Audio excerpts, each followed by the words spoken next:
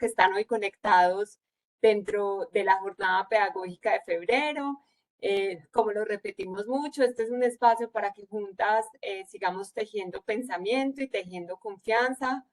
Esperamos que hoy sea también un espacio para como hacer esta lista de chequeo de lo que está pendiente, pero también sobre todo para como comprender que somos un equipo trabajando juntas por un propósito que nos moviliza sin duda y que hoy pues también tengan esa confianza y esa tranquilidad de saber que estamos como toda una red y todo el equipo en cada uno de los centros de experiencias también buscando hacer las cosas cada vez mejor, con más cuidado y más amor y también pues con ese compromiso que sabemos que tenemos con las y los niños y niñas y jóvenes y las familias.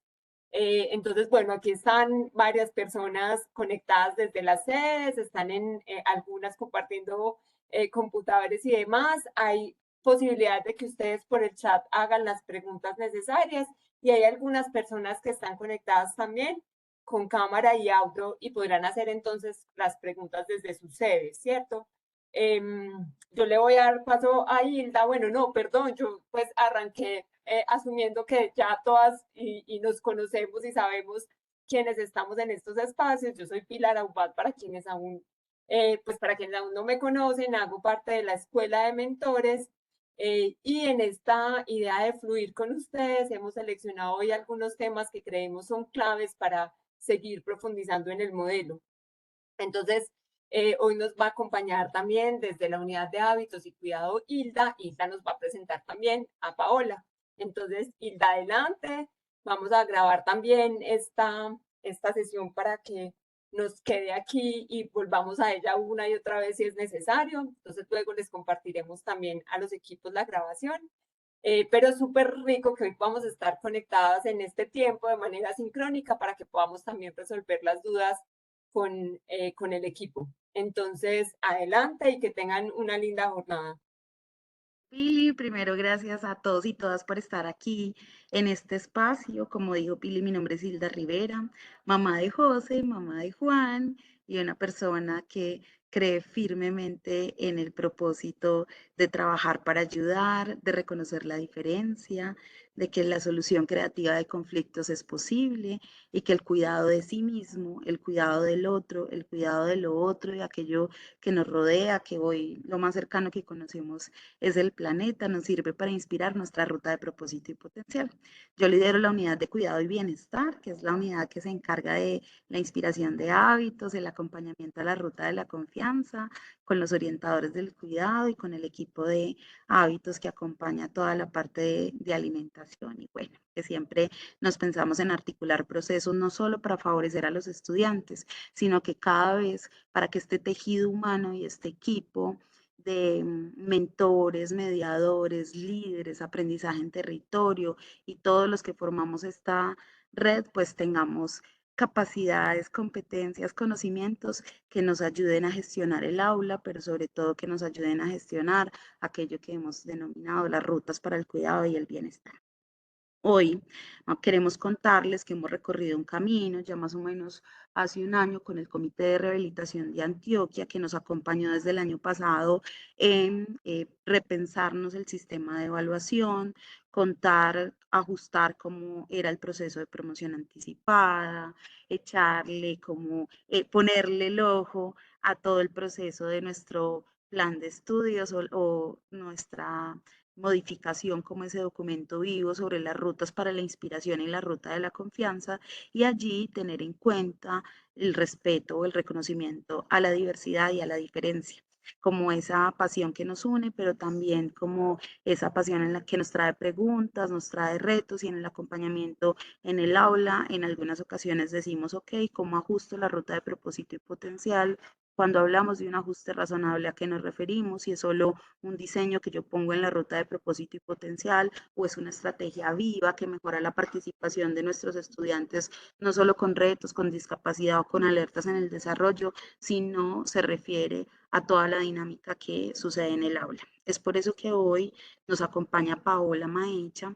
Paola quienes del equipo del comité de rehabilitación, pues además de inspirarnos sobre cuál es el marco legal de la inclusión, de por qué hablamos de un respeto a la diferencia y no solo tenemos una mirada sobre la neurodiversidad, sino que tenemos una mirada hacia la participación, porque hablamos, digamos, de un diseño universal para el aprendizaje.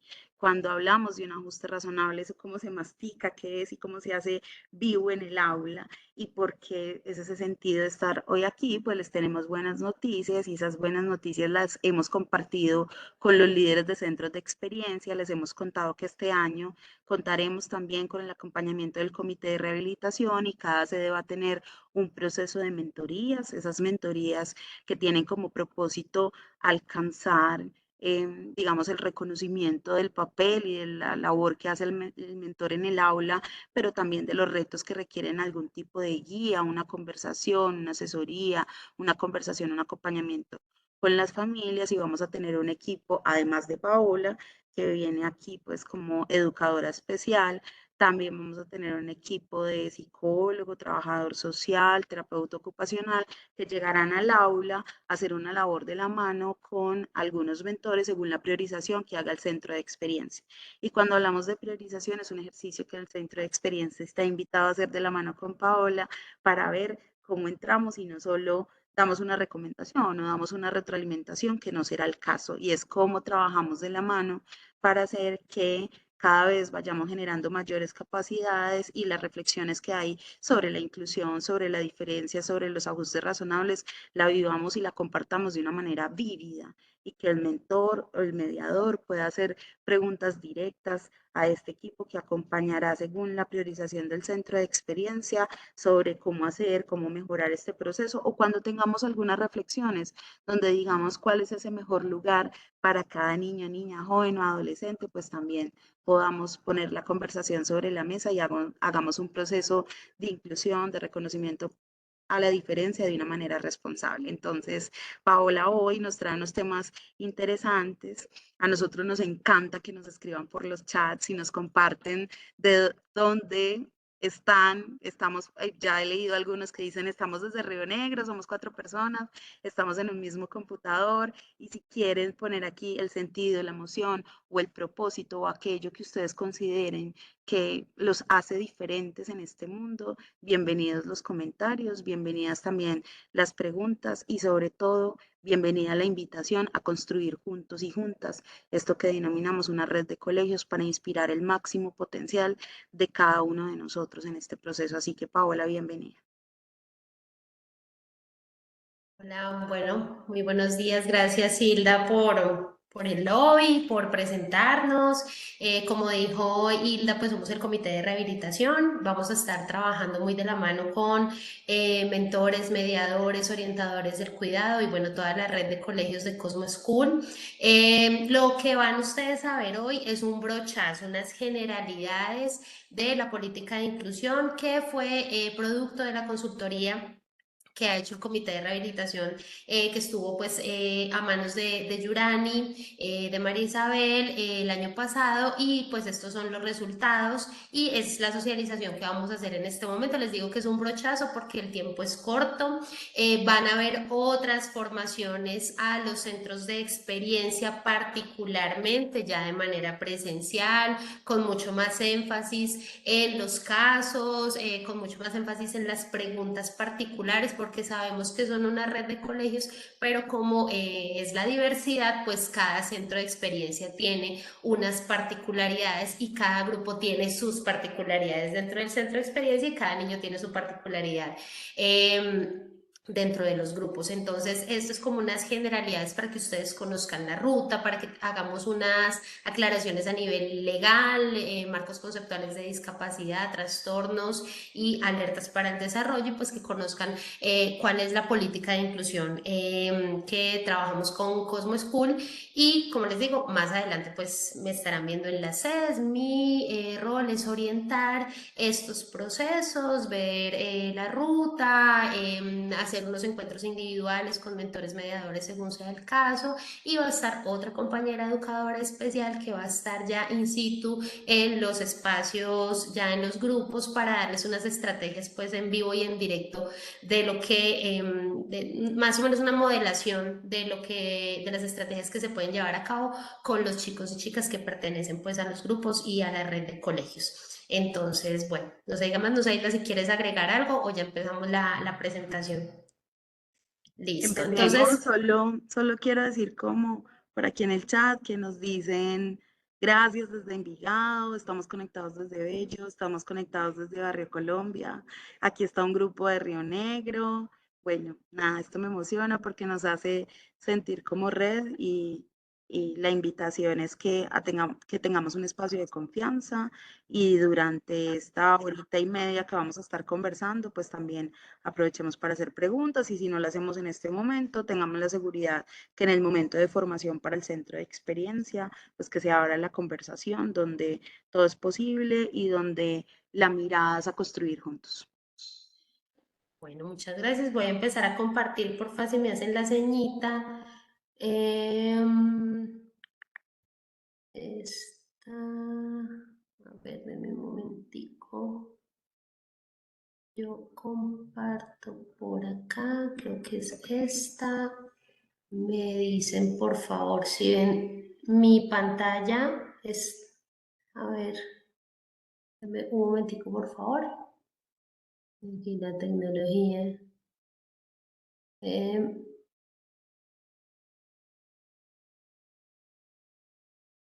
Listo, acá de aparecer la presentación. Espérate que está cargando, todavía no te la vemos. Ah, ok. Ok, bueno, mientras que carga la presentación, me avisan porfa si cuando ya, porque a mí me aparece en blanco. Entonces, bueno.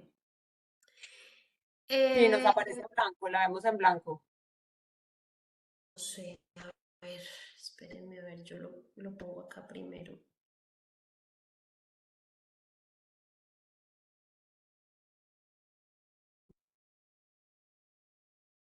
Este no es, este sí es. Un momentico. Aquí la tecnología. ¿Ya están viendo mi pantalla? No. Nada.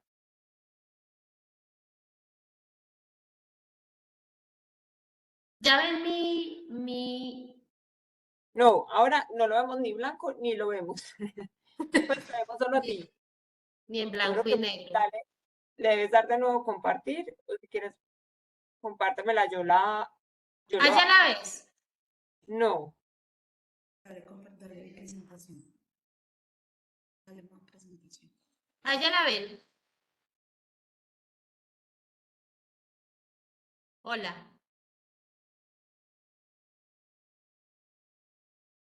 No sé. Dale a descargar y ¿tienes el chat abierto? Sí. Ya, denos un segundito y aquí vamos a mirar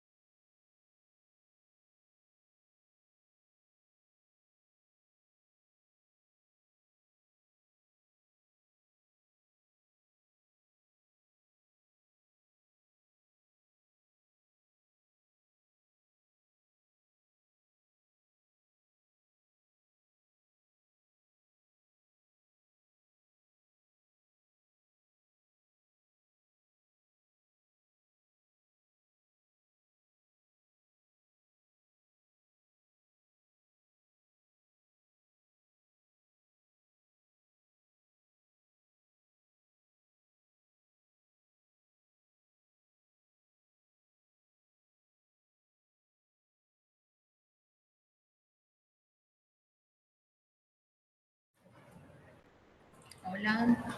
Listo. Bueno, ya le compartí la presentación a Hilda. Entonces, bueno, antes de iniciar, como yo les estaba mencionando, este es el producto de una consultoría entre el comité de Cosmo School que se hizo durante el año pasado. ¿Cuál es el objetivo?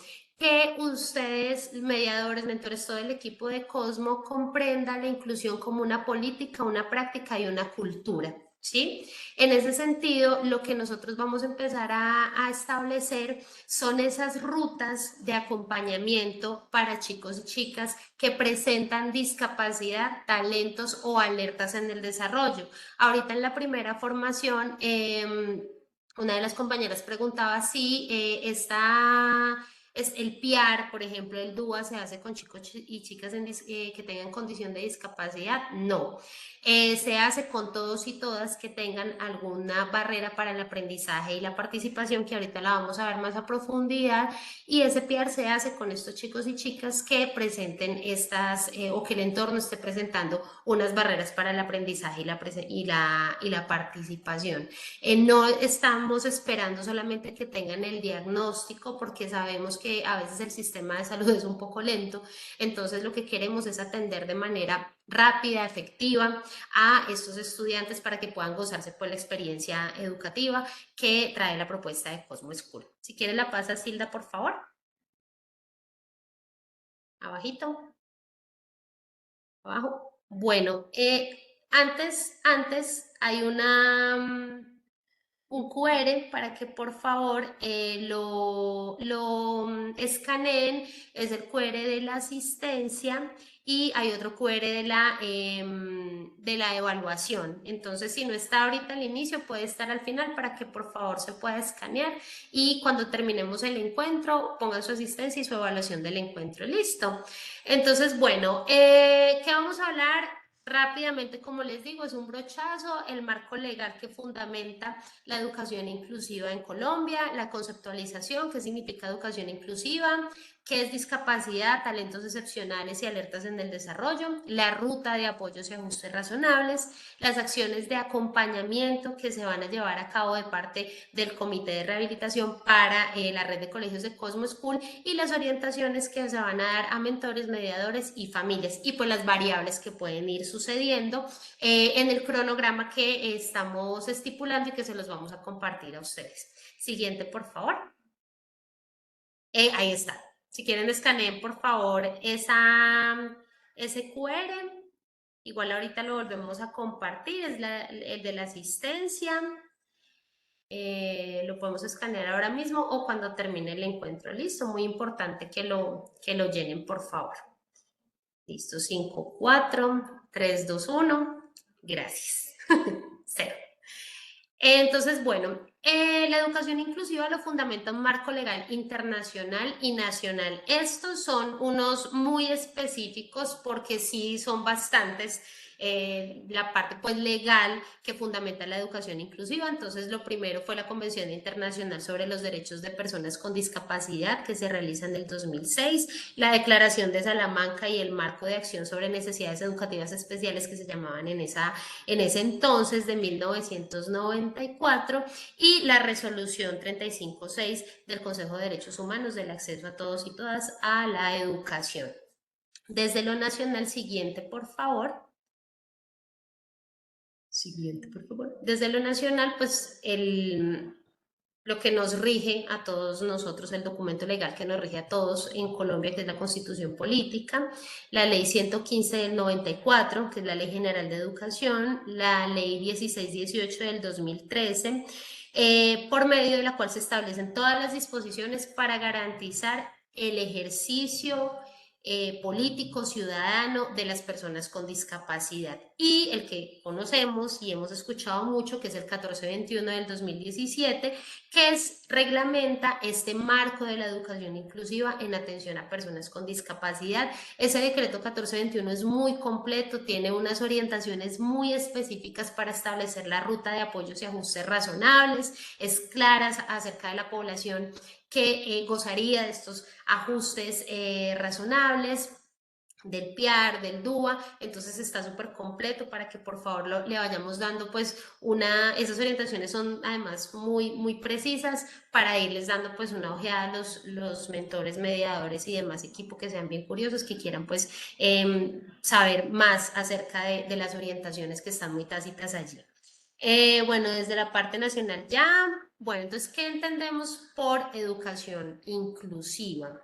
Es un proceso muy importante. La educación inclusiva no es un fin, ¿sí? No es como que ya hicimos todo esto y llegamos a la educación inclusiva, porque la educación es un sistema vivo. Se transforma, crece, se recupera de ciertas situaciones culturales que le pasan, entonces no podemos hablar de un fin de la educación inclusiva como un fin, sino más bien como un proceso que busca identificar y responder a la diversidad de todos y todas las estudiantes a través de procesos de participación en el aprendizaje, en la escuela, la cultura y la comunidad, reduciendo la exclusión. Entonces, como les decía anteriormente, la educación inclusiva es para todos aquellos que tengan riesgo de exclusión, ya sea por discapacidad, por cuestiones culturales, por cuestiones sociales, de género, de raza.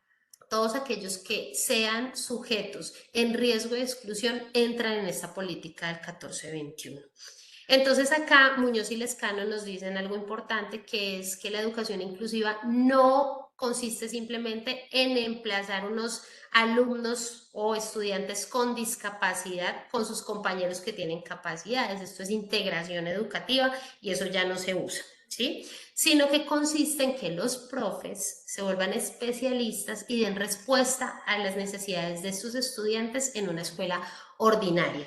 Entonces tiene que ver con los procesos de cómo hago educación inclusiva, dónde la hago, por qué y cuáles son las consecuencias de estas políticas. Entonces, como ustedes ven, es toda una dinamización de procesos culturales, sociales, de políticas, prácticas y cultura en educación inclusiva, que es lo que nos corresponde a nosotros. Sin uno no puede estar el otro. Y eso lo vamos a profundizar ahorita. Siguiente, por favor. Bueno, entonces, ¿qué? Vamos hoy a mencionar tres grupos, llamémoslo, que entran en esta política de manera general. Entonces están las personas con discapacidad, las personas con talentos excepcionales o capacidades excepcionales y los chicos y chicas que presenten alertas en el desarrollo. Entonces, ¿qué es la discapacidad? La discapacidad es un conjunto de características que constituyen una limitación o una restricción significativa en el funcionamiento cotidiano del individuo. Estas características pueden ser biológicas, pueden ser sociales, pueden ser comportamentales y que necesita este sujeto unos apoyos específicos y unos ajustes de una naturaleza amplia. Entonces, el sujeto con discapacidad es una persona en constante desarrollo y transformación. Por eso, una de los asuntos que vamos a empezar a resolver es mirar en los procesos de diagnósticos y estos diagnósticos están actualizados, porque si bien hay unos tipos de discapacidad que son sensoriales, que son cognitivas, que son desde lo comportamental, va cambiando porque el sujeto va creciendo, va evolucionando y según los apoyos que reciba, ese diagnóstico va a permitirle o no permitirle ese acceso a la educación inclusiva, o sea, es decir, está cambiando constantemente. Y este sujeto con discapacidad puede tener unas limitaciones significativas a nivel mental, intelectual, sensorial, corporal, como les decía, que interactúan con las barreras. El sujeto con discapacidad no es una barrera, la barrera la pone el entorno que lo rodea y los apoyos que se den. En eso vamos a profundizar más adelante. Siguiente, por favor. Entonces, dentro del marco de la discapacidad tenemos 4 o 5 grupos. Entonces está la discapacidad intelectual, déficit cognitivo, síndrome de Down, la discapacidad sensorial, sordoceguera, sordos, baja audición, baja visión, personas ciegas totales, discapacidad física o movilidad reducida, parálisis cerebral, trastorno del espectro autista en todos los niveles de apoyo que necesiten y discapacidad múltiple, ¿cierto? A veces tenemos diagnósticos que se casan con otros, tenemos chicos que tienen parálisis cerebral y está casado con un déficit cognitivo, o chicos que tienen trastorno del espectro autista y está conectado con un déficit cognitivo, un TOD, dependiendo pues de la particularidad del sujeto. Algo muy importante, profesionales, es que la discapacidad no marca la barrera y tampoco marca esa capacidad de aprendizaje que tenga el sujeto. Tenemos, ¿cómo así? Tenemos chicos y chicas que pueden tener una discapacidad sensorial, pero que no les signifique una barrera para su aprendizaje y participación, porque tiene una lengua de señas establecida, tiene intérpretes, puede interactuar con los otros de manera típica, llamémoslo así, puede acceder a los aprendizajes. Hay chicos que tienen características a nivel físico, pero a nivel cognitivo están en una regularidad, llamémoslo pues por decir regularidad, y pueden establecer interacciones en la escuela a nivel de aprendizajes, de socialización, de lenguaje que no les significan una barrera. Entonces nos vamos a encontrar con casos con chicos que tienen algún tipo de síndrome físico, pero que no significa directamente una barrera para su aprendizaje y su participación, porque el chico tiene sistemas de apoyo con la familia, terapéutico, y ha podido desenvolverse de manera óptima en los diferentes espacios de interacción. Entonces, bueno, estas son las tipologías de discapacidad que ustedes van a encontrar también en el CIMAD, cuando se reportan. En ese sistema de matrículas están también estas tipologías, entonces para que lo tengan en cuenta también cuando vayamos a subir a chicos y chicas en el CIMAT. Siguiente, por favor. Bueno, tenemos talentos y capacidades excepcionales.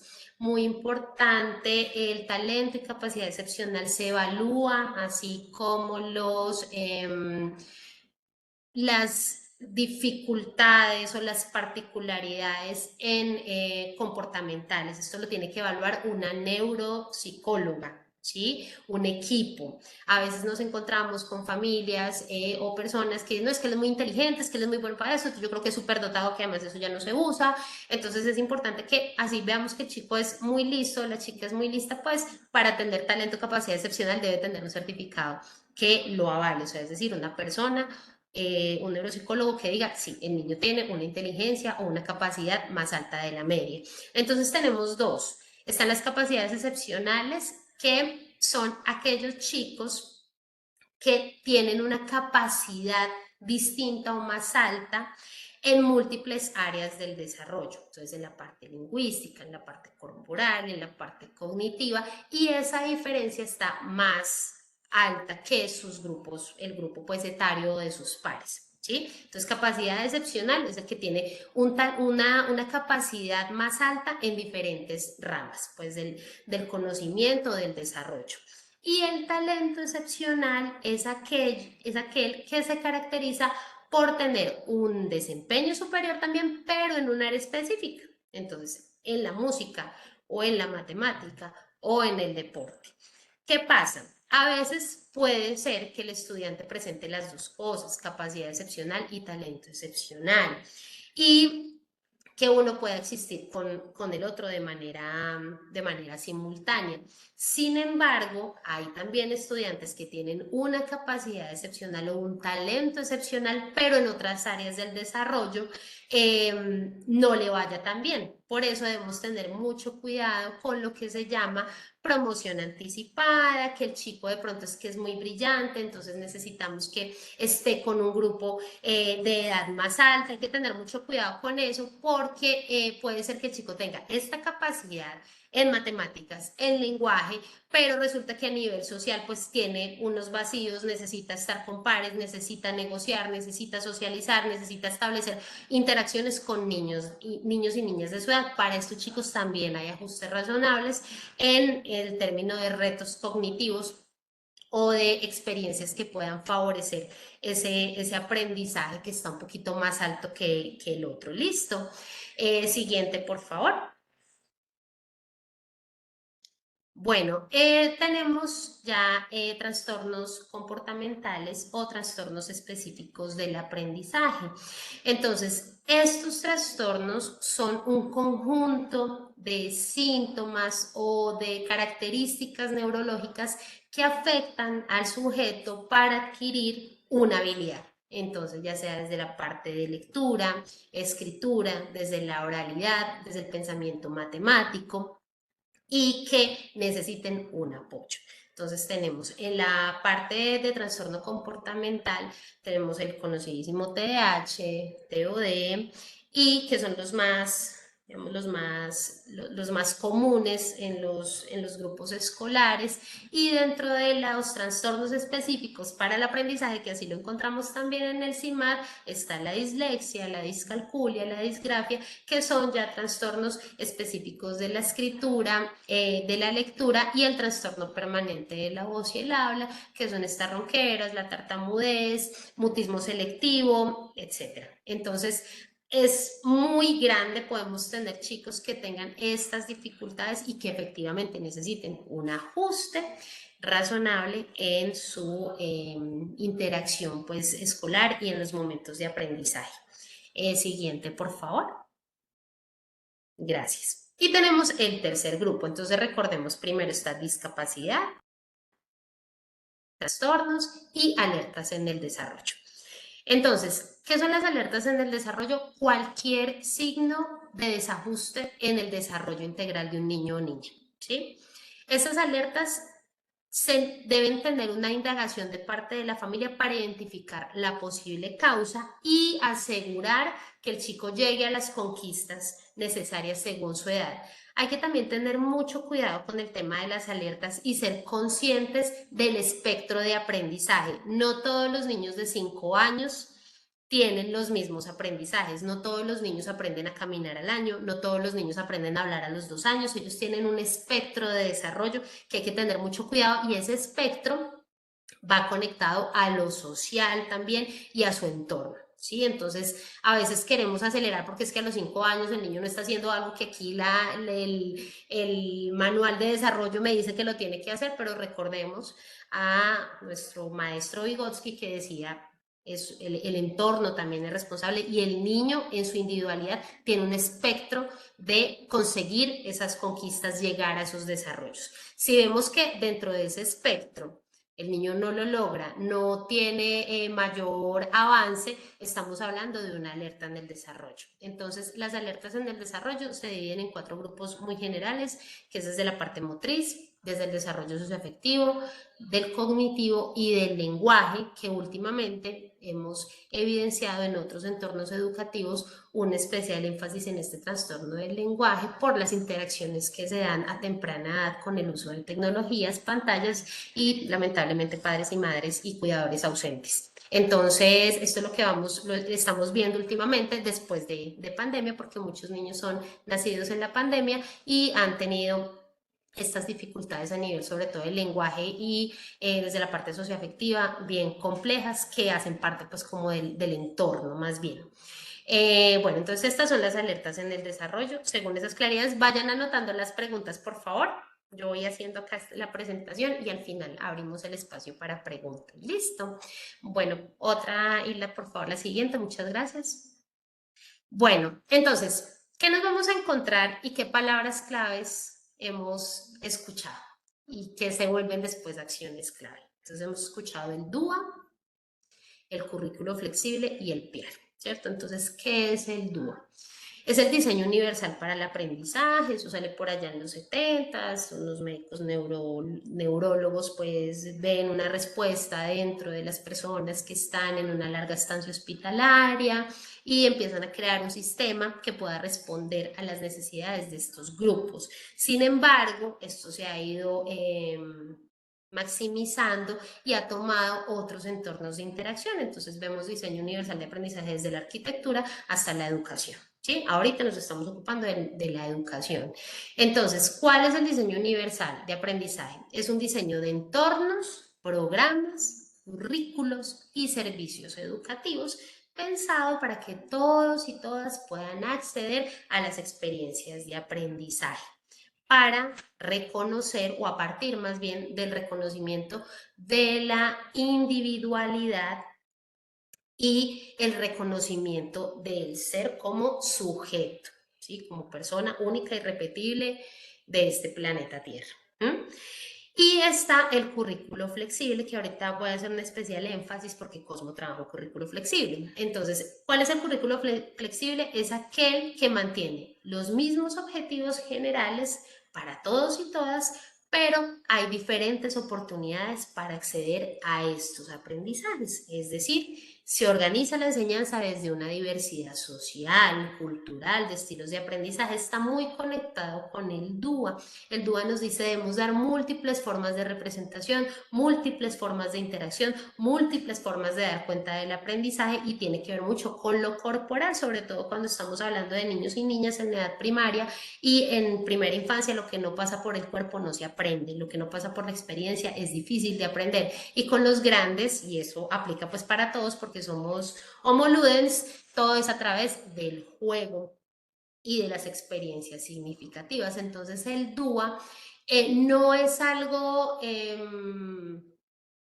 no es otro documento que tengamos nosotros que llenar como educadores, sino más bien debe hacer parte de nuestra planeación, que los chicos y chicas tengan espacios para representar el aprendizaje de otra manera, de acceder al aprendizaje de otra manera o de múltiples maneras más bien. Y no es hacer una cosa para cada uno, una planeación para cada uno, sino más bien hacer una generalidad que sea universal para todos y todas los chicos que estén en nuestros grupos. ¿Listo? Y está el currículo flexible que va conectado a este DUA. ¿Listo? Siguiente, por favor. Bueno, este de acceso a permanencia ya lo voy a nombrar, que es el último, que es muy importante. Está el plan de ajustes razonables, el plan individual, que es el PIAR, el famoso PIAR que hemos escuchado, el PIAR, el PIAR, el PIAR. Es una herramienta que se utiliza para garantizar procesos de enseñanza y aprendizaje, es decir, para interactuar con el aprendizaje y la educación, y se basa en una valoración pedagógica y social. Ustedes tienen conocimiento de la valoración pedagógica, hace parte de la observación que se establece en la ruta de propósito, y este PIAR incluye los apoyos y ajustes razonables que se requieren según el caso, entre ellos los apoyos curriculares, los de infraestructura y los apoyos que minimicen las barreras para el aprendizaje y la participación. Recordemos que pueden ser barreras actitudinales, pueden ser barreras de conocimiento, pueden ser barreras de infraestructura, de práctica pedagógica. Entonces, lo que busca el PIAR es minimizar esas barreras con corresponsabilidad. ¿Sí? Tenemos tres actores, que son la familia, la escuela y el entorno social y cultural del chico, y nosotros tenemos responsables, corresponsables de ese aprendizaje y de ese acceso, permanencia y calidad. El decreto 1421 es muy claro en mencionarnos que la educación inclusiva, las políticas de educación inclusiva de cada institución deben garantizar el acceso a los chicos y chicas a la educación, la permanencia y la calidad. Es decir, que lo recibamos a todos y todas, que puedan permanecer y disfrutarse, permanecer en el espacio educativo y que tengan calidad, porque a diferencia de la integración, que era que metíamos a los niños en un aula regular y mire usted cómo hace para aprender y simplemente lo tenemos aquí, la inclusión habla de otro sistema más igualitario, ¿sí? O sea, es decir, más equitativo más equitativo, donde todos podamos acceder a las experiencias de aprendizaje, acceder a la escuela como espacio de interacción cultural y social, podamos permanecer, que se disfruten venir a los centros de experiencia, que interactúen con sus compañeros, que ganen en su desarrollo, y que esta educación definitivamente debe ser de calidad para todas y todas según sus necesidades. ¿Listo? Entonces, bueno, siguiente, por favor. Bueno, ahora sí, al grano. Esta es la ruta para la atención escolar, ¿sí? Aplica para todos, queridos mentoras, mentores. Aplica para estudiantes con diagnóstico, trastornos o alertas. Esto tiene unos pasos, ¿listo? Entonces los vamos a desglosar acá. Primero, nosotros debemos tener en cuenta la identificación de situaciones que pueden, o sí, situaciones o barreras que generen un riesgo de exclusión en los estudiantes. Puede ser por un diagnóstico, puede ser por la interacción social, puede ser por un trastorno comportamental, entre otros. Entonces, ¿qué debemos hacer? Si nosotros vemos que en nuestro grupo, con nuestros niños y niñas, con nuestros queridos estudiantes, hay algunos que decimos, esto no es típico, esta situación está siendo sistemática, esto que le sucede se sale un poco de la media dentro de su desarrollo, entonces debemos empezar a identificar. Para identificar nosotros debemos poner nuestros procesos de sistematización y de observación en la ruta de propósito. Entonces, ¿qué hacemos? Entre 2 y 4 semanas, en todos los momentos, sean momentos de aprendizaje o de juego expansivo, descanso, debemos tomar nota de aquellas situaciones o comportamientos del estudiante o de la estudiante que estemos viendo que sean atípicos, que se salen de lo normal, que afectan la interacción y los momentos tanto de juego expansivo como de aprendizaje como los momentos de aprendizaje en la escuela. Debemos ver en esa observación cuáles son los contextos y las situaciones que signifiquen barreras para el aprendizaje y la participación de nuestro estudiante. Tenemos que, cuando nosotros hacemos una observación intencionada, una observación bien hecha, nos damos cuenta que hay situaciones que detonan comportamientos y muchas veces esas situaciones son sistemáticas. Hago un paréntesis. Esto es para casos que sean sistemáticos. Un niño de 4 años es normal que tenga un berrinche. Un estudiante adolescente es normal que algo no le parezca y se salga y no le guste y se descomponga. Si eso pasa de vez en cuando, pues a todos nos pasa, que nos frustremos, que no traigamos una tarea una vez, que no se nos olvide cepillarnos los dientes en el colegio, pues digamos cosas que son esporádicas, no hay que hacerles ese seguimiento, más bien cosas que son sistemáticas y que afectan el aprendizaje, la participación y la interacción de ese estudiante en el espacio educativo. Después de hacer esa identificación, de ponerle nuestra ruta de propósito, de hablar con nuestro orientador, mira, yo siento que ese estudiante algo pasa fuera de lo normal, vamos a empezar a hacer un proceso de caracterización.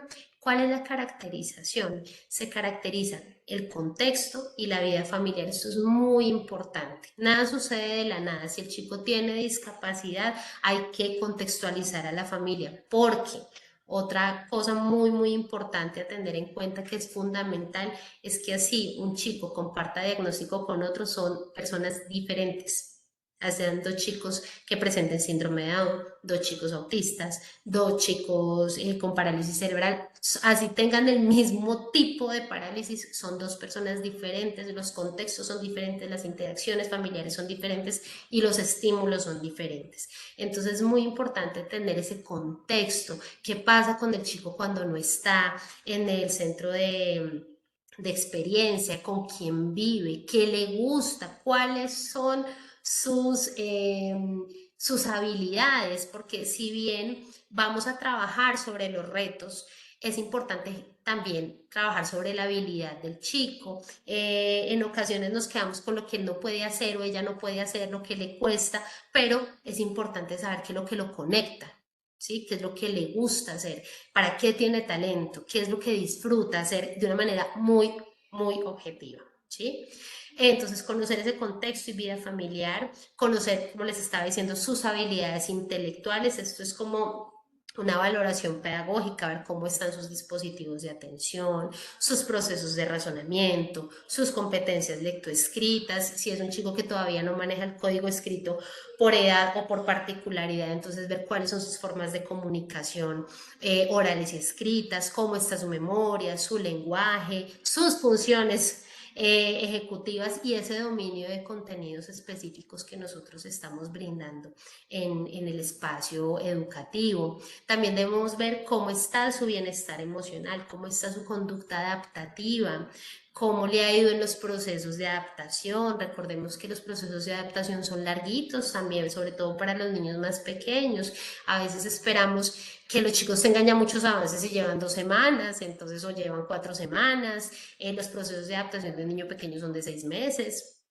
Entonces es importante tener en cuenta esos procesos de adaptación y cómo él reacciona a esas habilidades o esos procesos que estamos llevando a cabo con ellos en el entorno educativo, y mirar cómo está su salud y su bienestar físico, ¿sí? Cómo es su alimentación, si el niño hace ejercicio o no, qué hace en casa, cuáles son sus actividades lúdico-recreativas, si asiste a actividades extracurriculares o no, si alguien lo apoya en las tareas en casa, si el chico es muy buen deportista porque resulta que es que el niño tiene un déficit de atención, pero resulta que es un nadador pues profesional, es un muy buen futbolista. Entonces es muy importante tener todo el contexto, y esto va consignado en la ruta de propósito que ustedes los orientan, los orientadores del cuidado. Listo.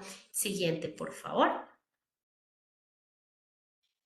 Después de hacer esta caracterización muy concienzuda, un profe así bien concentrado, observando a ese estudiante en todo momento, después de hacer ese contexto con la familia de una manera muy asertiva, muy amorosa, muy cercana, vamos a establecer entonces el análisis y el planteamiento de estrategias de aula. ¿Cuáles son las estrategias de aula? Esas que hemos visto que definitivamente el chico o chica funciona con estas estrategias, que es que cuando yo les leo un cuento, conecta, que cuando yo hago un juego rítmico, conecta, que conecta mucho con el fútbol, que conecta mucho con todo lo visual, que bueno, aparte pues de los videos, porque eso es otra cosa, pero conecta con esas experiencias visuales, con esas experiencias sensoriales. Entonces ver qué es lo que lo conecta y mirar cómo se puede potenciar esto con el grupo. Recordemos que esas estrategias son de aula, ¿sí? No se trata de hacer un currículo paralelo con este niño y con los otros seguimos trabajando lo que venimos trabajando. La inclusión es una oportunidad para todos y todas. Un niño o niña con unas características particulares en un grupo es ganancia para todos, desde el aprendizaje del profe, la interacción con sus compañeros y lo que pueda él desarrollar en su vida y en sus habilidades, de aquí a que sea un adulto. Entonces es una oportunidad para todos. Debemos tener en cuenta cuáles son las estrategias que me funcionan y cuáles no. Después de establecer estrategias, hacer observación, porque la escuela es un sistema vivo. Algo que a mí me sirve durante 2 meses puede ser que ya se vaya extinguiendo, que también lo hablábamos ahorita con los compañeros de Cristo Rey, es ser también muy constantes en las estrategias, profe. Si usted hace un acompañamiento efectivo, una observación efectiva, estas estrategias no pueden cambiar día a día, porque el primer día no le funcionó. Debemos ser constantes y sistemáticos con esas estrategias. ¿Por qué? Porque entonces se nos vuelve un reguero de teteros y resulta que usted termina más acosado, más cansado, con más carga mental que antes, ¿sí? Entonces estas estrategias deben ser unas estrategias constantes y deben tener revisión y sistematización. Y si definitivamente la estrategia la apliqué una semana, 2 semanas, y definitivamente el chico con otras estrategias que conecta, con esta no conecta, reemplazamos la estrategia. ¿Listo? Y modificar con las que ya se han venido implementando. Después de mirar esas estrategias, miramos cuáles son las barreras que están interactuando con este chico o chica. Entonces, mirar cuáles son las barreras de contexto que pueden generar espacios de detonación comportamental, momentos de desconexión emocional, momentos de desconexión a la experiencia de aprendizaje, y mirar cuáles son esas barreras. Recuerden, acá hay una parte importante que dice que no son conductas, ¿sí? O sea, las barreras no es que, la barrera es que él se tira al piso, ¿sí? La barrera es qué es lo que está detonando que el chico se tire al piso, qué es lo que está detonando que el chico grite, qué está detonando que el chico golpee a otra persona, a otro estudiante, qué está detonando que él se desconecta o que no viene o que se sale del salón. Recuerden que no estamos hablando del sujeto, sino de lo que interactúa con él. Entonces, muy, muy importante tenerlo en cuenta cuando ustedes estén diligenciando esa ruta de propósito y estableciendo esas estrategias, porque si decimos que la barrera es que él grita, pues seguimos poniendo la culpa encima del estudiante y no un entorno que de pronto no está siendo ganador para él, ella y sus compañeros además. Listo. Siguiente, por favor. Gracias. Después de analizar estas barreras, empezamos a observar cuáles son estos aspectos que requieren un fortalecimiento, mirar desde las conductas adaptativas, desde estos procesos adaptativos, cuáles son sus comportamientos, cuáles son sus sistemas de habituación, sus relaciones interpersonales, cómo está gestionando sus emociones, cómo está usando su comunicación. Que de ese amplio espectro del desarrollo debemos fortalecer. Recuerden que no estamos solitos y solitas, tenemos a nuestro mediador, tenemos a nuestro líder, tenemos a nuestros mentores, tenemos a las familias. Y ahí va el otro punto, que son las redes de apoyo. La familia, Cosmo matricula familias, ¿sí? La familia debe ser corresponsable del proceso educativo de su hija o hijo. ¿Y cómo lo hacemos responsable? Siempre, ustedes lo saben más que yo, desde la asertividad en la palabra, desde la asertividad de cuando se le haga una devolución a una familia, empezar por lo positivo, porque para uno de mamá o de papá es muy harto que me den quejas de mi hijo todos los días, ¿sí? ¿Qué es lo que hace bien y qué es lo que necesitamos mejorar? ¿Qué es esa potencialidad que queremos fortalecer para que él pueda gozarse las experiencias de aprendizaje? Entonces es muy importante establecer estrategias y que esas estrategias se multipliquen o se dupliquen en casa. Darles a los papás orientaciones, no hay un manual para ser papá o mamá, y menos con niños que tengan retos para el aprendizaje y su participación, y cuando son comportamentales es un poquito más complejo porque son niños que han venido presentando, son niños que eran dulces bebés y ahora resulta que están teniendo unos comportamientos que los papás no saben de dónde están saliendo, hay una culpabilidad, hay una negación, hay un duelo. Entonces nuestro papel como educadores y educadores es acompañar a esa familia, contenerla, acogerla y poder establecer desde la asertividad de la comunicación un trabajo conjunto. Creo que aquí los que hemos trabajado en educación sabemos que cuando la familia se compromete es una ganancia del 50% para el chico y empieza a avanzar el proceso porque es el primer núcleo más importante pues de apoyo con la escuela. Siguiente, por favor. Ay, se fue la onda. Ya. Bueno, como les decía anteriormente, estas estrategias se deben consignar en la ruta de propósito y potencial. Luego del análisis del planteamiento de las estrategias, de los apoyos, de ajustes razonables, es importante hacer partícipe a la familia de qué es lo que se está haciendo, ¿cierto? Y cómo nos pueden apoyar, como les decía anteriormente, y se deben establecer sí o sí compromisos de parte de la familia, hacer seguimiento a sus compromisos y para que pues tengamos un resultado positivo en ese acompañamiento al chico o chica. Siguiente, por favor. Bueno, otra palabra clave es la flexibilización curricular, que les decía anteriormente que le vamos a profundizar un poco más en este espacio. Y es, la flexibilización se entiende como planes de estudio y programas que se ajusten a las necesidades y habilidades de cada estudiante. Aquí Cosmo tiene una ventaja grandísima y es que trabaja un currículo flexible, ¿cierto? Educación para inspirar, para acompañar, para potenciar. Es una apuesta educativa muy ganadora por esto mismo. O sea, estamos en otro espacio de la educación, en otro sitio de la educación, estamos cambiando desde nuestras acciones, desde estas propuestas, la educación como la hemos venido entendiendo. Cosmo implementa estos currículos flexibles entendiendo que no todos aprenden de la misma manera. Sin embargo, siguiente por favor, a veces el currículo no es suficiente y se vuelve otra barrera, ¿sí? Porque a pesar de que sea un currículo flexible, puede generar situaciones en donde el aprendizaje no se esté dando o las interacciones no estén siendo ganadoras o donde haya mucho conflicto, ¿sí? Entonces, ¿qué es lo que debemos hacer? Mirar qué de esta flexibilización curricular podemos ajustar. ¿Cómo podemos ajustar esto que ya es flexible? ¿Cierto? Se preguntarán algunos y algunas. Entonces, debemos primero revisar las estrategias de aula. O sea, la estrategia de aula es el cómo yo voy a interactuar con mis estudiantes, cómo voy yo a llegar a ciertos aprendizajes, cómo yo voy a fortalecer el desarrollo, ¿cierto? Es la herramienta. Entonces, revisar estas estrategias de aula.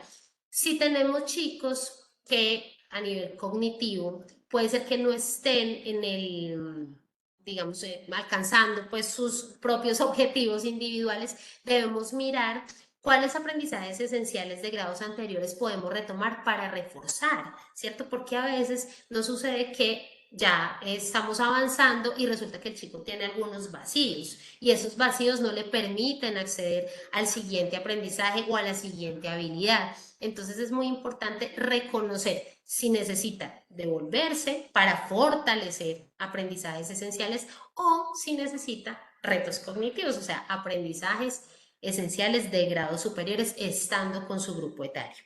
También podemos disminuir la cantidad de aprendizajes esenciales a valorar en cada momento de aprendizaje. Recordemos que no todos y todas aprenden lo mismo al mismo tiempo y si yo quiero trabajar un aprendizaje esencial y veo que este aprendizaje es el que le va a dar la herramienta para interactuar, para gozarse las experiencias, para ser autónomo, independiente y libre, con un pensamiento crítico, pues esta estrategia, la que yo voy a seguir fortaleciendo, solamente esta, ¿sí? Recuerden que lo importante no es el producto, sino el proceso. El proceso es muy, muy importante con los chicos y chicas y cuando trabajamos educación. Y debemos establecer también objetivos y metas de aprendizaje paralelos a esos aprendizajes esenciales. Ahora estaba hablando yo con una profe sobre establecer los ritmos y rutinas, fomentar más las habilidades adaptativas de este grupo antes de empezar con otro logro, con otra conquista sin tener esta bien asentada.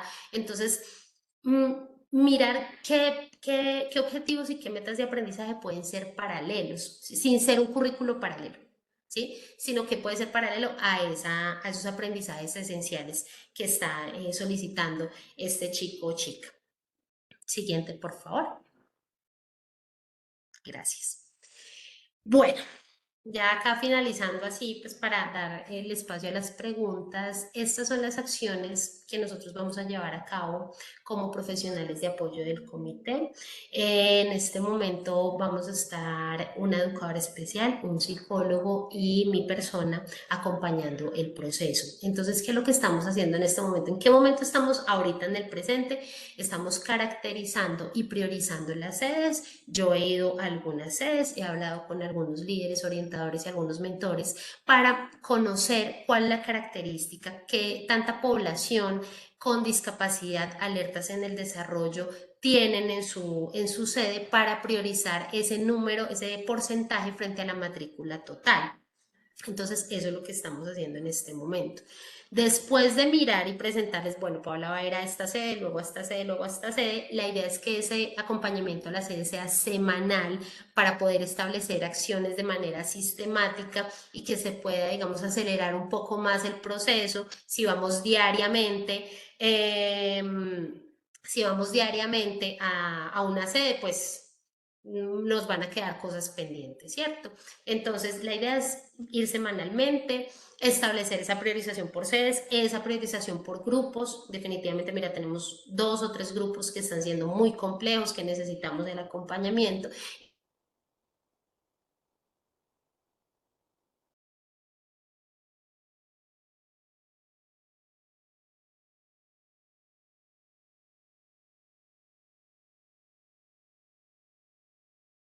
Se nos fue Paola. Sí.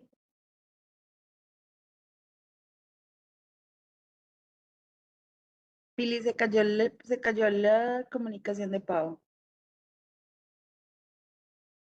Sí, pero Paola nos aparece ahí. Hola, hola. Ya vuelvo a compartir, pero no sé si la tienes ahí cerca y se pasa para tu compu. Sí, sí la tengo cerquita. Para que hablamos como las preguntas. Igual ella ya estaba en la última, como en la última diapo, Ya la vuelvo a poner. contando Hola, ya por aquí, cuál va a ser listo. el acompañamiento. Ya, bueno, me regalas otra vez la diapositiva, por favor. Todo. Ya, ahora sí, ya, todo bien. Listo. Entonces, estamos hablando de la caracterización de esas sedes, de la caracterización de los grupos, de la priorización. Después vamos a mirar, antes de reunirnos con mentores y mediadores, mirar cómo está el PIAR de este chico o chica, ¿cierto? Es importante que ese PIAR sea unificado porque son una red de colegios, entonces todos debemos hablar el mismo lenguaje y en eso pues los vamos a apoyar. Mirar el PR de este chico y chica, mirar las estrategias de aula, después hacer un acompañamiento. Yo puedo estar en algunos espacios, en algunos salones, haciendo una observación, porque esa observación de afuera también es importante para nosotros, para la retroalimentación con mentores y mediadores que son los que están ahí. En vivo y en directo con los chicos y chicas, y mi compañera educadora especial va a estar en unas aulas específicas haciendo procesos de modelamiento de estrategias en los momentos en que se requiera. ¿Listo?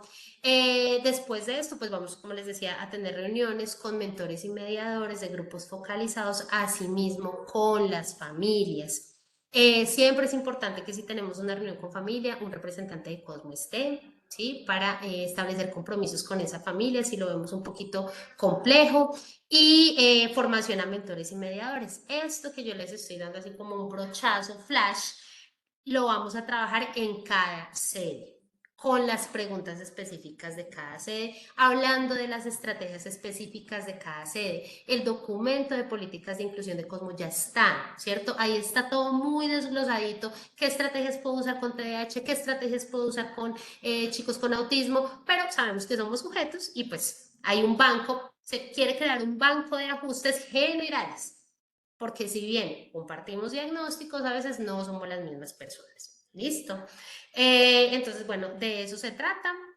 El acompañamiento que vamos a hacer, vamos a estar durante todo el año, me van a estar viendo en sus sedes, espero conocerlos a todas y todas, algunos ya nos hemos conocido, otros nos falta por conocernos, pero la idea es agilizar este proceso, que sea muy dinámico, armónico y que podamos tener pues unos resultados importantes frente a la política de inclusión que se está implementando en la red de colegios Cosmo School. Creo que ya aparece la diapositiva, gracias.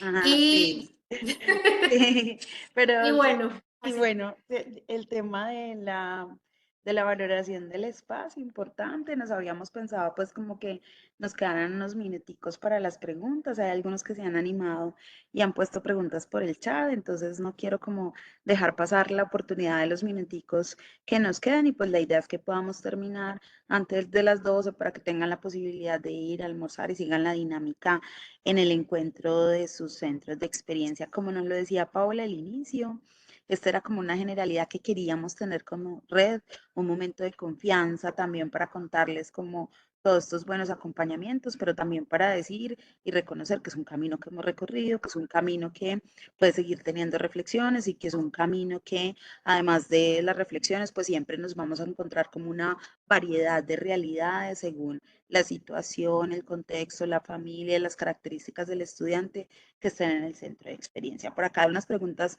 muy interesantes, me encantan. Dice Luisa, yo tengo una pregunta. Si una mamá me dice que ella quiere determinar si su hijo tiene talentos excepcionales, ¿cómo ella desde Cosmo puede activar la ruta para que desde el CIS, son los centros de atención integrales de Confama, le puedan hacer como esa valoración? Entonces, la ruta independiente, si son afiliados a la caja, tienen unas ventajas a Confama, y es que Confama tiene una ruta de rehabilitación que hemos hecho pues un ejercicio serio de articulación con la capacidad de salud Confama para tener apoyos. Por eso, a partir de la segunda semana de marzo vuelve Álamos a nuestros centros de experiencia, ¿cierto? Y ahí hay unos acompañamientos, pero las familias que son afiliadas a la caja tienen la ventaja de que el orientador del cuidado les puede hacer una remisión, las familias hacen la solicitud de cita de valoración por psicólogo en el CIS, le cuentan que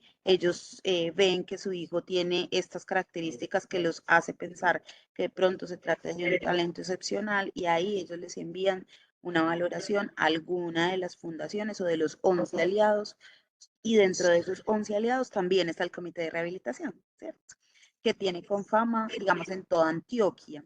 ¿A dónde envían? Según la preferencia de la familia, según el sitio de vivienda de la familia, asimismo hacen pues como esa remisión y según lo que esté buscando la familia. Eso también nos da una ventaja muy chévere, es que afiliados a la caja tarifas A y B, donde vemos que son conductas que nosotros decimos, pero ¿qué pasa? O el estudiante no tiene acompañamiento, ¿cómo hacemos para mejorar esos tiempos en la ruta en salud, que a veces, como lo decía Paola, son eternos, ¿cierto? Para las respuestas y las necesidades de participación en el aula y escolar del estudiante, pues van avanzando, ¿cierto? Y ahí de pronto hay comportamientos que vamos viendo que escalan y que nosotros decimos necesita un acompañamiento urgente, no solo para favorecer su participación escolar, sino para favorecer su desarrollo.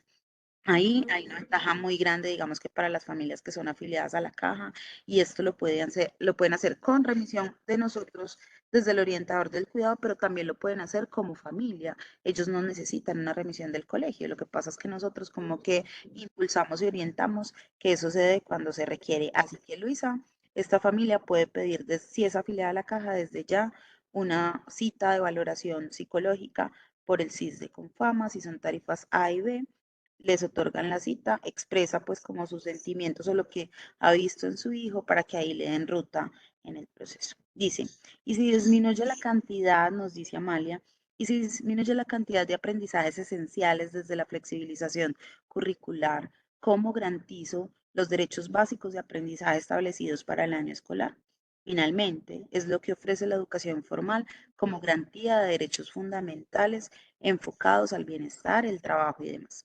Yo creo que es una reflexión profunda, creo que no se trata pues como de dar una respuesta aquí, creo que cuando hablamos de flexibilización o inclusive en algunas ocasiones de renuncias curriculares, nunca vamos a tener como un currículo paralelo, pero sí tal vez un trabajo muy serio de analizar cuál es la situación de ese estudiante para ver si hay una disminución, un cambio de aprendizajes esenciales y una flexibilización curricular analizando cuál es la mejor propuesta para el avance de su ruta de propósito y potencial y para el avance de su proceso pedagógico. Como ventaja allí tenemos es que desde el año pasado venimos funcionando con los comités de evaluación y promoción, que este año cada una de las sedes lo programará, digamos, con su equipo de mentores, pero también con su equipo primario, aprendizaje en territorio, líder, orientador del cuidado, y hacen el ejercicio por escuelas y empiezan a ver cómo estas reflexiones dependiendo de la situación del estudiante. Allí,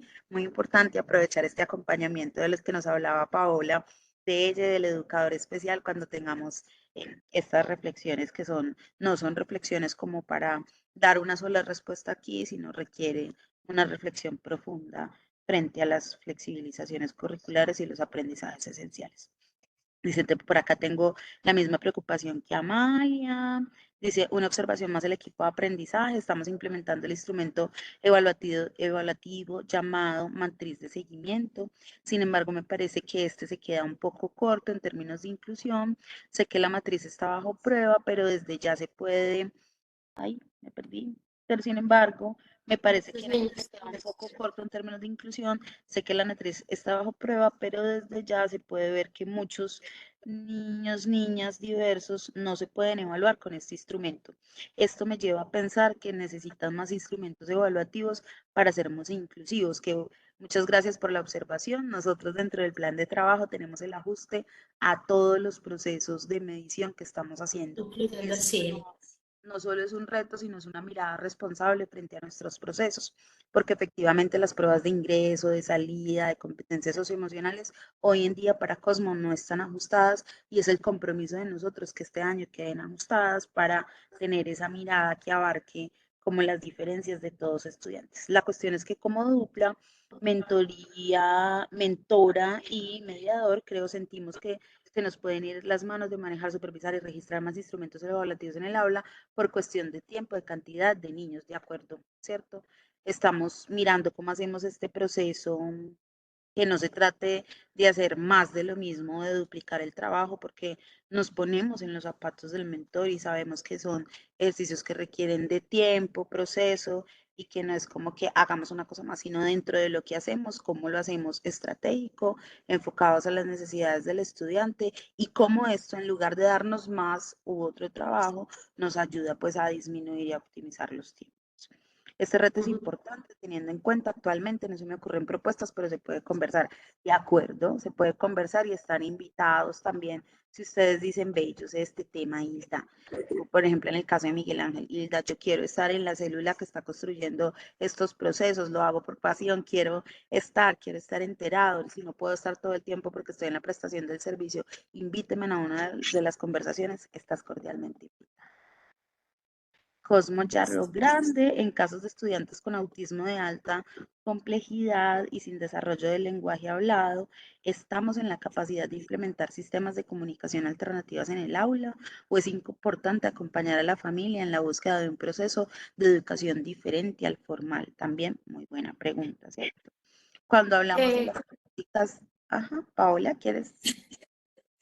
Sí, bueno, no sé Hilda, si tú vas a dar respuesta, pero digamos No, el dale. sistema de la comunicación en autismo es una de las piedras angulares de la detonación del comportamiento, ¿cierto? Que pasa también con niños que son pequeños, digamos los niños cuando entran antes de los 2 años, antes de establecer el lenguaje, muerden, pegan, etcétera, y cuando establecen el lenguaje ya resuelven los conflictos de otra manera.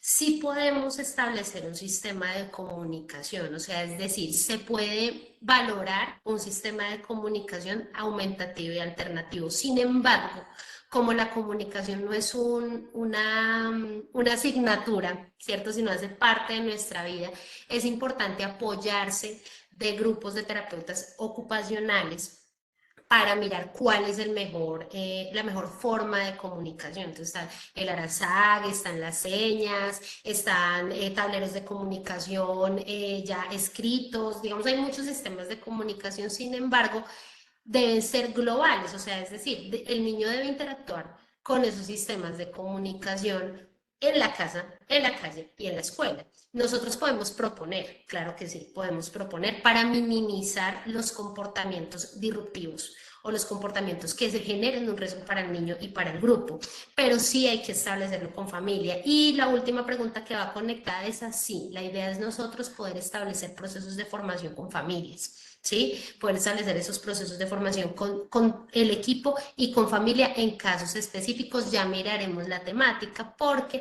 lo que queremos no es seguir repitiendo lo mismo. ¿Qué es autismo? ¿Qué es tal? Porque eso ya lo conseguimos pues en internet, ¿cierto? O sea, el conocimiento está a un clic, sino más bien mirar cuáles son las estrategias efectivas, qué es lo que está detonando el comportamiento, cuál es la base del desarrollo para promover aprendizajes significativos. Y la otra pregunta que estaba viendo, el 1421 es claro y la Ley General de Educación dice acceder a la educación.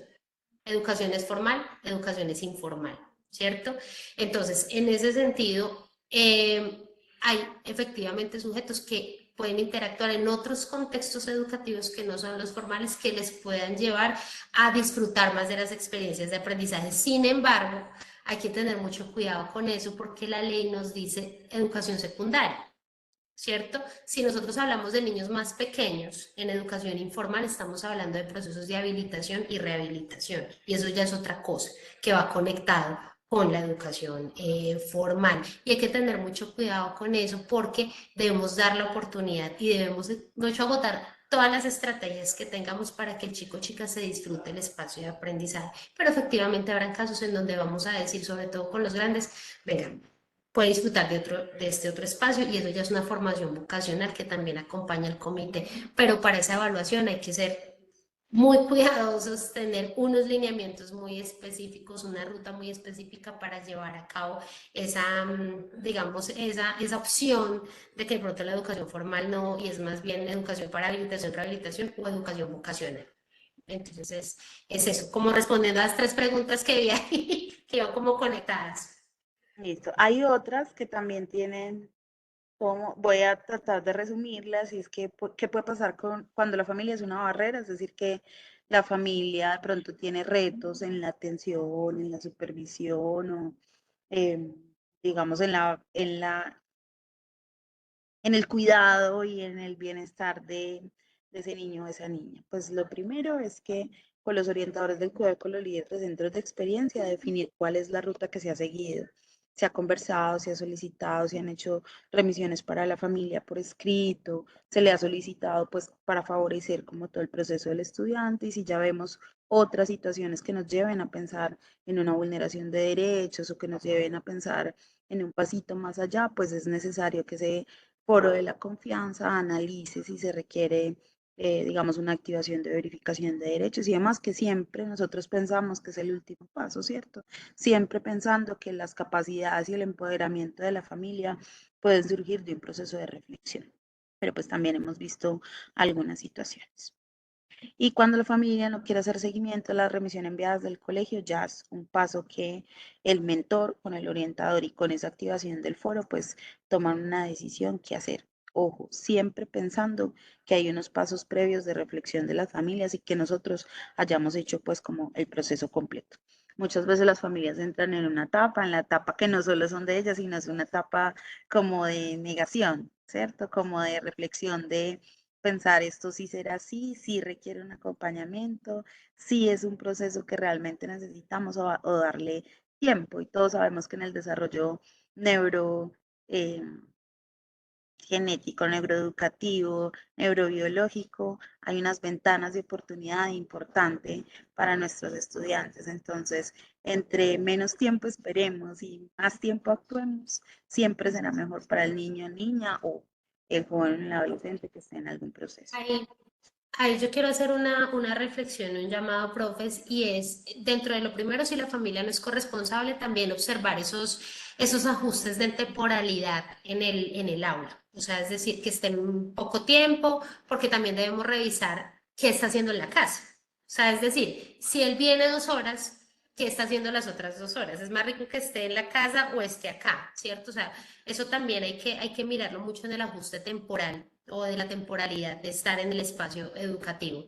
Y lo otro se me olvidó. Listo, aquí nos están Y lo preguntando. otro, bueno, ya.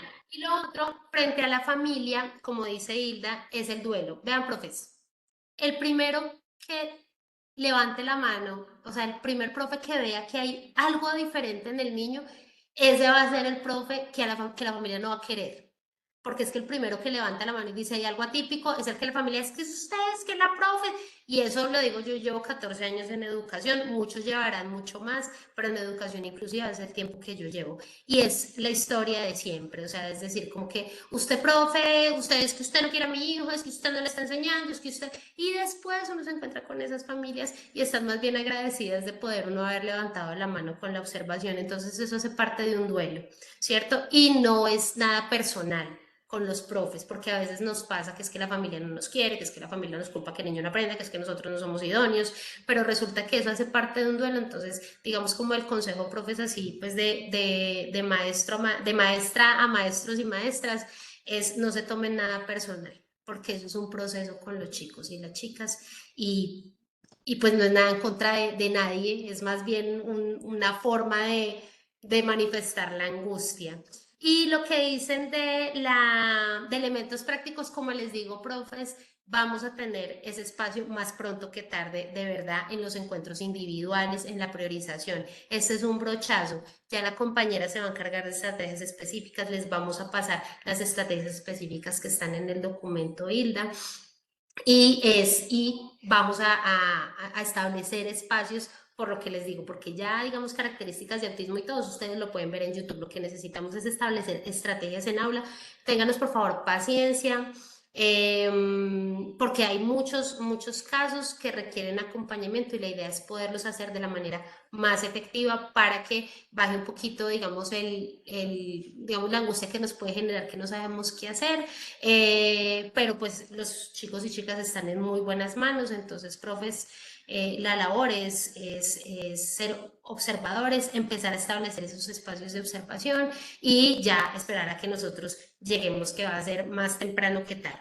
Hola, y un ¿Listo? Con poco el una invitación a los centros de experiencia y es también en sus encuentros compartir experiencias. Tenemos no solo historias, sino procesos serios de seguimiento de nuestros mentores, de la labor que han hecho en aula, de las estrategias que han implementado, de las reflexiones que han tenido, donde en una red que se resignifica, que construye de la mano, pues también podemos ver experiencias exitosas en ese proceso. Entonces, esto es una invitación, ¿cierto? Y la conversación de hoy está más dirigida al proceso en general, que no todos, por creer que de pronto tenemos todas las respuestas, pues vamos construyendo como en el camino.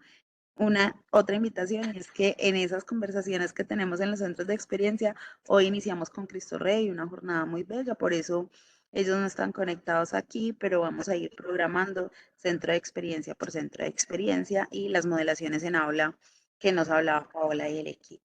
Bueno, Y equipo, el para que nos quede acompañamiento en las tiempito reuniones individuales. y en las conversaciones individuales. Que nos quede el tiempito para que ustedes puedan ir, no sé, Pili, que sigue. Me imagino que la pausa para el almuerzo y las conversaciones por centro de experiencia. Y si se nos quedó alguna pregunta en el chat, tomaremos nota para contactar a la persona o al centro de experiencia que está aquí. ¿Les parece? Y que recuerden, por favor, llenar la evaluación y el forms. No sé si haya una forma de pasarles el QR que sea parte de la planeación, de la presentación, o si ya todos lo hicieron, porque eso es importante, pues, evaluar. Hola, ya voy a compartir el de la asistencia, ya aquí está en el chat el enlace de la evaluación del espacio. Listo. Y ya el de las Listo. asistencias, aquí lo voy a poner de nuevo por aquí. Un segundo, pongo Listo, la ahí está.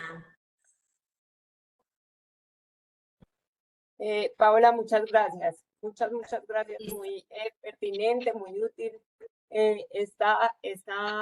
pues este espacio y bueno, tener también aquí a la unidad de cuidado y bienestar apoyándonos en esta comprensión de este gran mundo pues y tan importante para nosotros. Voy a compartirles entonces, ahí creo que lo están viendo, la asistencia y en el chat está la evaluación. Y esta grabación nos va a quedar en el portal educativo. Entonces les haremos un guiño cuando tengamos en el portal esto por si es importante volver a ella. Seguro lo será. Listo. Bueno, muchas gracias por la acogida, muchas gracias por la experiencia. Están haciendo una apuesta maravillosa, es un camino, la educación es un sistema vivo, recordémoslo siempre, que se transforma, que se alimenta y del que todos hacemos parte y hace parte también de nosotros. Entonces, muchísimas gracias de verdad y pues nos vamos a estar viendo seguidito. Entonces, bueno, que tengan una feliz tarde, que almuercen rico. Listo, denme un segundo para que de aquí quienes están se lleven el de asistencia porque seguro alguno no puede entrar. En un segundo ya lo envío por acá. Entonces, quienes no han hecho la asistencia no se salgan porque va a quedar esa acá en el chat. Aquí ya lo voy a hacer, les envío el enlace. Quienes ya llenaron el enlace, ya sí pueden salir. Este es el de asistencia, ya se los voy a compartir por aquí, por este mismo chat.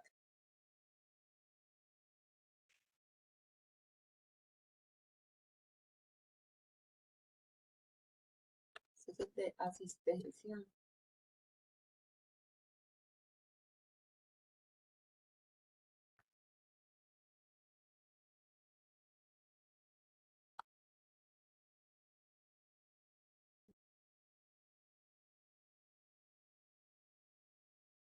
Esto, aquí les queda también. Bueno, una feliz tarde para todas y todos, que siga la jornada con mucha tranquilidad, alegría. Nos seguimos entonces encontrando. Muchas gracias, Paola, de nuevo y a Hilda. Chao, chao.